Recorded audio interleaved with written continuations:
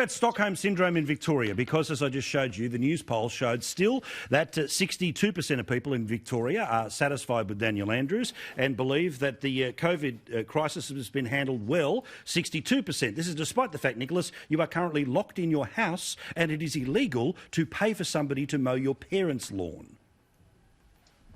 Yeah, look, I actually wasn't surprised by that news poll, I've got to say. I mean, I think Daniel Andrews is probably the smartest political leader in our country, and I think the measures that he's introduced have been extremely tough. I personally would like to see the roadmap roll back more quickly than it currently is planned to be. But he has been very effective, Paul. He's a very good communicator. He's introduced tough measures and they have worked. It was only 5 or 6 weeks ago that we had 750 cases a day.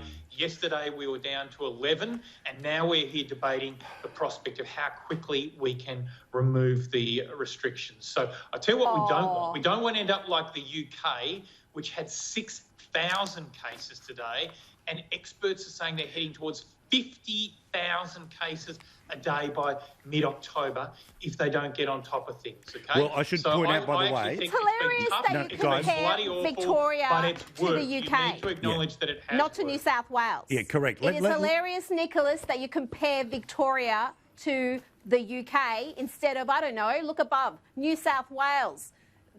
Look at how they've handled it. I should point out, conditions we have. And apologies for interrupting, but as we speak, Boris Johnson is about to jump to his feet in the UK Parliament, where the speculation, according to some parts of the media, is that he is going to announce the return to lockdown. That'll happen tonight. If he does, we'll turn it around for you in a moment or two's time. But, Rita, can we just talk here about the Andrews strategy when it comes to this hotel inquiry, where the people working for it are now very openly frustrated by someone somewhere making the decision where we all won't accept the decision. We're all going to say that nothing happened here. He's supposed to be appearing tomorrow. He'll appear on Friday because, of course, that is the least watched news day of the television news cycle week. He's moved his press conferences 1 hour earlier so he doesn't have to get asked questions about what happened at hotel quarantine.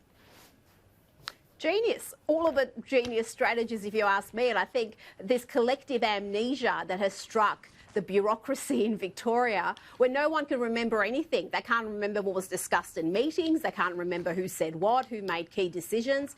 And I think it's a strategy that could work, because if you've got half everyone appearing not being transparent or having the sort of memory you would expect of someone who's a functioning adult, then how can you possibly determine who's ultimately responsible? Now, we've got a bunch of ministers appearing tomorrow. That's going to be very interesting. And as you mentioned, Dan Andrews will appear Friday afternoon. I've got to say one thing, though, about this polling. The 62%, like Nicholas, I actually am not particularly surprised by that. And let's not forget, it was 85% back in April, correct, late April. So it has gone down. And when you look at the polling that was done in Victoria, the most left-wing state, more people thought that Scott Morrison was doing a better job than Dan Andrews by quite a margin. So if you look at the figures, and I think one of the things that is protecting Dan Andrews, other than the very easy coverage he gets from the free-to-air television stations and much of the Victorian media, is the fact that the full impact of the economic catastrophe here isn't being felt by a great many people because they're on JobKeeper or they're getting inflated welfare amounts. When all of that is gone, when welfare payments are back to normal, when JobKeeper is no longer there, I think then you're going to see people really being hit with the reality of what's happened here. And I'd like to see some polling around then. Well, then, of course, it'll all be Scott Morrison's fault because he's the one who withdrew the welfare as opposed to the bloke who was actually responsible for the second wave and the need for the welfare. But